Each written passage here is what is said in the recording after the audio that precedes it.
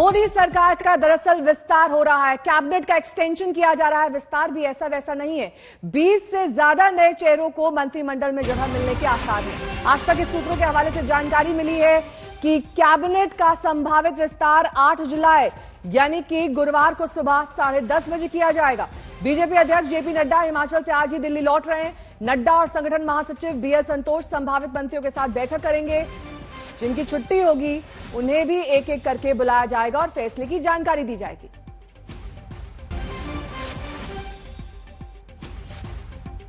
हिमांशु मिश्रा मेरे सहयोगी से तमाम जानकारी के साथ जुड़ गए। हिमांशु, 8 तारीख की डेट तय की गई है जब नए नामों का अनाउंसमेंट किया जाएगा। इस बीच गहमा गहमी देखी जा रही है, सभी नाम फाइनल हो चुके हैं या इसके लिए भी एक मीटिंग बुलाई जाएगी, चर्चा की जाएगी, मुहर लग चुकी है क्या?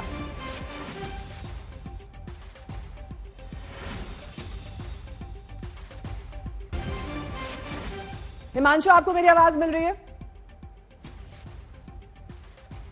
ओपी पे हेलो हिमांशु, दोबारा संपर्क करेंगे। इस बीच बड़ी खबर आपको बता दें, कुछ मंत्रियों की छुट्टी हो सकती है कैबिनेट से, उन्हें भी अलग से बुलाकर इस बात की सूचना दी जाएगी। लेकिन कैबिनेट का विस्तार 8 तारीख को सुबह 10:30 बजे इसकी समय और तारीख तय कर दिया गया है, यानी कि परसों गुरुवार को कैबिनेट का विस्तार किया जाएगा। लंबे वक्त से ये ड्यू बताया जा रहा था, लेकिन कोरोना के चलते इसे अब यानी कि परसों फाइनल किया जाएगा। 20 नए चेहरों को जगह मिल सकती है। ये विस्तार काफी लंबा चौड़ा है, 20 नए नामों की एंट्री हो रही है और इसी को लेकर अब गहमा गहमी तेज हो गई है।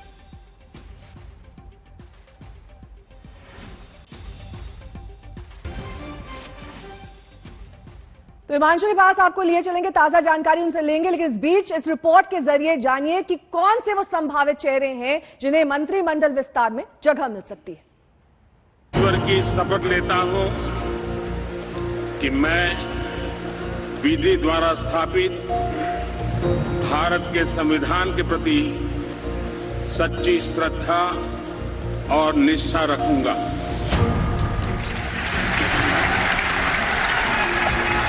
दो साल 1 महीने 7 दिन, जी हाँ, ठीक 768 दिन पहले प्रचंड बहुमत के साथ मोदी सरकार ने शुरू की थी अपनी दूसरी पारी। मैं राजनाथ सिंह ईश्वर की शपथ लेता हूं कि ये मोदी के दूसरे कार्यकाल में ओरिजिनल टीम में बदलाव और विस्तार की सुगबुगाहट तेज है। बैठकों पर बैठकें चल रही हैं। प्रधानमंत्री नरेंद्र मोदी, गृह मंत्री अमित शाह, बीजेपी अध्यक्ष जेपी नड्डा समेत कई सीनियर मंत्रियों के बीच पिछले हफ्ते भर से कई बैठकें हो चुकी हैं। पीएम मोदी से कुछ सहयोगी दलों के नेताओं की मुलाकात भी हो चुकी है। सूत्रों के मुताबिक इन सारी बैठकों और मुलाकातों का कनेक्शन कैबिनेट विस्तार से ही है।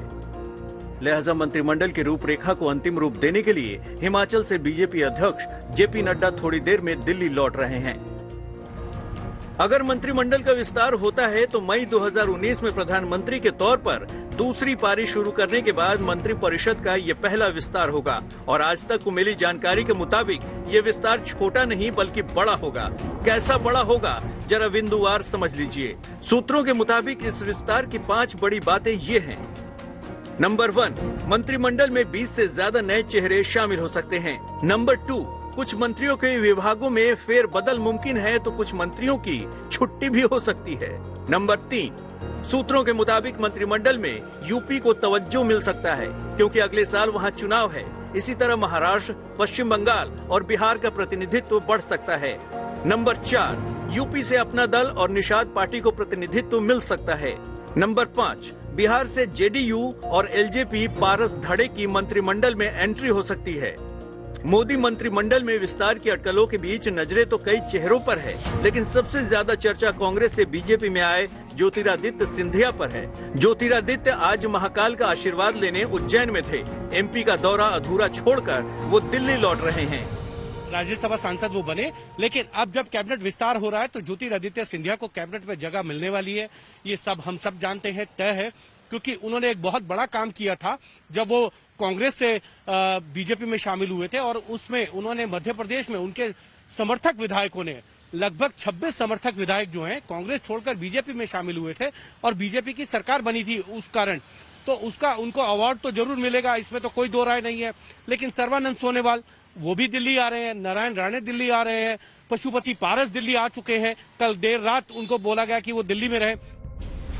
मंत्रिमंडल में विस्तार के पीछे मकसद एक तीर से कई शिकार करना है। नंबर 1, सहयोगी दलों को सहयोग का पुरस्कार देकर गठबंधन को मजबूत किया जाए। नंबर 2, नॉन परफॉर्मिंग मंत्रियों से छुटकारा पाना। नंबर 3, नए चेहरों को लाकर सरकार के ढीले कलपुर्जों को दुरुस्त करना ताकि सरकार की छवि और मजबूत हो सके। नंबर 4, पार्टी के प्रति निष्ठा दिखाने वालों को पुरस्कार। नंबर 5, यूपी जैसे चुनावी राज्यों का प्रतिनिधित्व बढ़ाकर चुनावी संदेश। मौजूदा मंत्रिपरिषद में कुल 53 मंत्री हैं और नियमानुसार अधिकतम मंत्रियों की संख्या 81 हो सकती है, यानी विस्तार की पर्याप्त गुंजाइश है। हिमांशु मिश्रा, दिल्ली, आज तक। हिमांशु मिश्रा मेरे सहयोगी इस वक्त तमाम जानकारी के साथ जुड़ गए। हिमांशु, क्या अपडेट मिल रहा है? सभी 20 नामों पर फुल एंड फाइनल मोहर लग चुकी है या इसके लिए भी मीटिंग बुलाई जाएगी? 8 तारीख और वक्त अब तय कर दिया गया है। देखिए श्वेता, ये माना जा सकता है कि फाइनल जो है वो नामों की लिस्ट प्रिपेयर हो चुकी है। अब उसमें बहुत ज्यादा परिवर्तन नहीं हो सकता है और इसीलिए जेपी नड्डा आज दोपहर जो है वो लौट कर आएंगे। हिमाचल गए थे, वो लौट के आने के बाद लगातार जो है लोगों से मिलेंगे, जिन लोगों को मंत्रिमंडल में जगह मिलेगी और जिनको हटाया जाएगा। और गृह मंत्री अमित शाह के साथ भी यही कार्यक्रम करने वाले हैं। तो ये जरूर है और इसीलिए तमाम कयासों के बाद ये माना जा सकता है कि अब कैबिनेट का विस्तार जो है वो होने जा रहा है। इसमें किसी को कोई शंका नहीं होनी चाहिए। थावरचंद गहलोत जो राज्यसभा में नेता सदन थे, उनको जो है अब कर्नाटक का गवर्नर बनाया गया है, यानी कि एक साफ संदेश है कि कैबिनेट में युवा चेहरों को तरजीह दी जाएगी और अनुभव को भी साथ ही साथ ये माना जा सकता है कि अनुभव और युवा चेहरों को लाकर कैबिनेट एक नया स्वरूप जो है प्रधानमंत्री नरेंद्र मोदी देश के सामने पेश करने वाले हैं। क्योंकि 2 साल से ज्यादा समय हो गया है जब कैबिनेट विस्तार नहीं हुआ। पिछले 1.5 साल से कोविड के कारण जो है कैबिनेट के विस्तार नहीं हो पाया था। उसके बाद बिहार चुनाव हो गए, लेकिन अब जब सरकार की तरफ से पूरी एक्सरसाइज कर ली गई है, मंत्रिमंडल के अंदर जितने मंत्री हैं उनके मंत्रालयों का जो है समीक्षा कर ली गई है और उनसे उनके प्लान को पूछ लिया गया।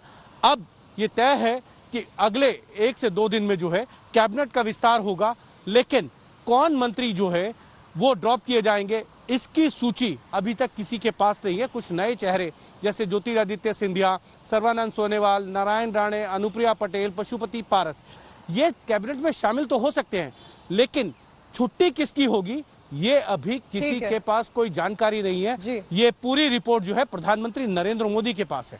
बहुत बहुत शुक्रिया इस तमाम जानकारी के लिए आपका हिमांशु। मोदी कैबिनेट के विस्तार में कई समीकरणों को साधने की कोशिश की जा रही है।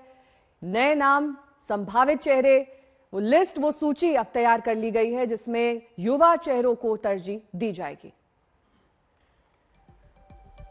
तो अगले साल यूपी में चुनाव होना है, उसका भी ध्यान रखा जाएगा। बिहार का भी सवाल है, पश्चिम बंगाल और महाराष्ट्र को भी तवज्जो देनी है, यह भी तय माना जा रहा है।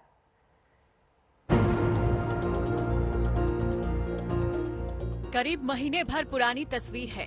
अपना दल की नेता अनुप्रिया पटेल और निषाद पार्टी के संजय निषाद ने गृह मंत्री अमित शाह से अलग अलग मुलाकात की थी। उसी दिन यूपी के सीएम योगी आदित्यनाथ भी शाह से मिले थे और अगले रोज पीएम मोदी से योगी की मुलाकात हुई। आज जब मोदी सरकार में विस्तार की अटकलें तेज हैं, तो 3 हफ्ते पुरानी इन तस्वीरों की यादें फिर से ताजा हो गई हैं। आज तक को सूत्रों से मिली जानकारी के मुताबिक इस विस्तार में यूपी की हिस्सेदारी बढ़ सकती है। सूत्रों के मुताबिक मिर्जापुर से सांसद अपना दल की अनुप्रिया पटेल कैबिनेट में शामिल हो सकती हैं। मोदी के पहले कार्यकाल में अनुप्रिया मंत्री रह चुकी हैं। निषाद पार्टी को भी मंत्रिमंडल में नुमाइंदगी मिल सकती है।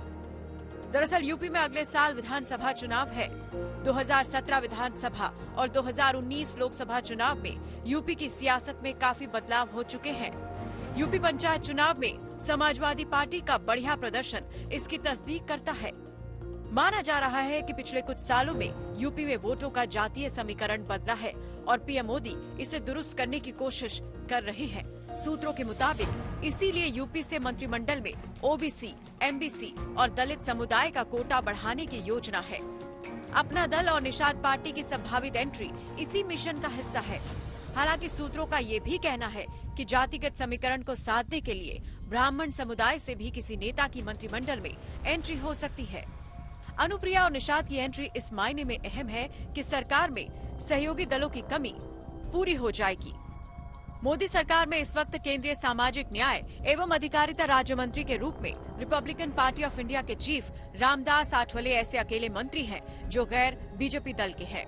उनसे पहले एलजेपी से रामविलास पासवान थे, लेकिन उनका निधन हो गया।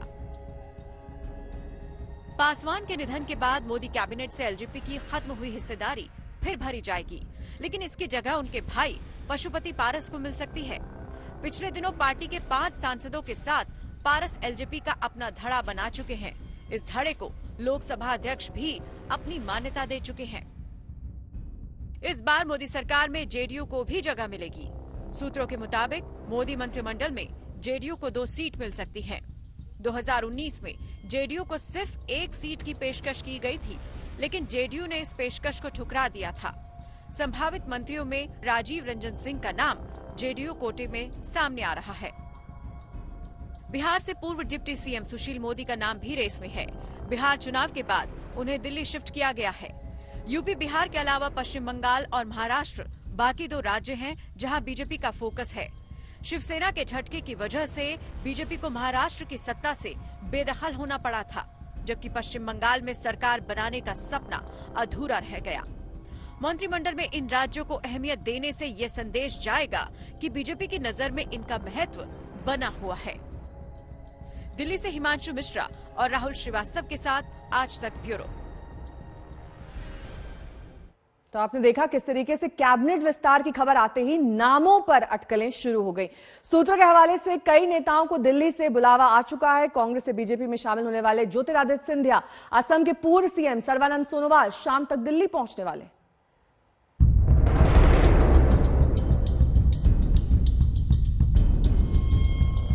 कांग्रेस से पाला बदलकर बीजेपी की प्रति निष्ठा दिखाई।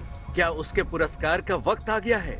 जिस वक्त मोदी मंत्रिमंडल में विस्तार की अटकलें चरम पर हैं, उसी वक्त ज्योतिरादित्य सिंधिया उज्जैन में महाकाल के दरबार में थे।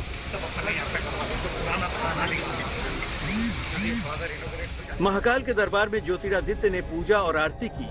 तब तक खबर आ चुकी थी कि एमपी का दौरा बीच में छोड़कर वो दिल्ली लौट रहे हैं।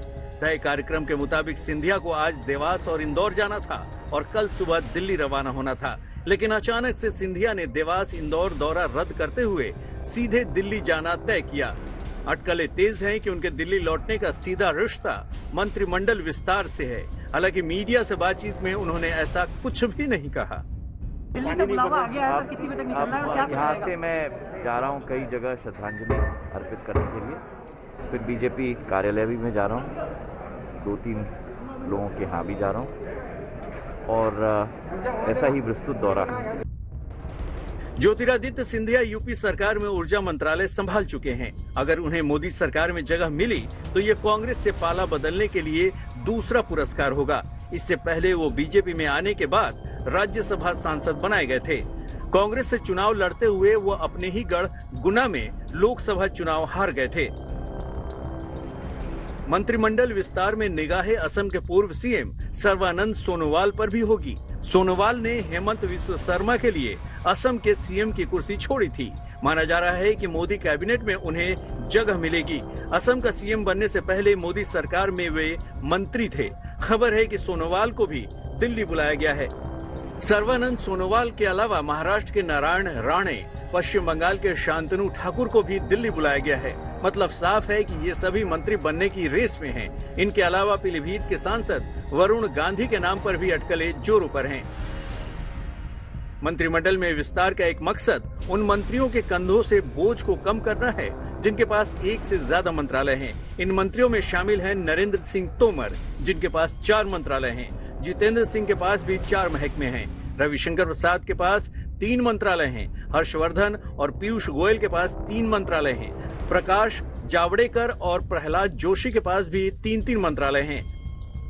भोपाल से रविशपाल सिंह के साथ राहुल श्रीवास्तव और हिमांशु मिश्रा दिल्ली आज तक।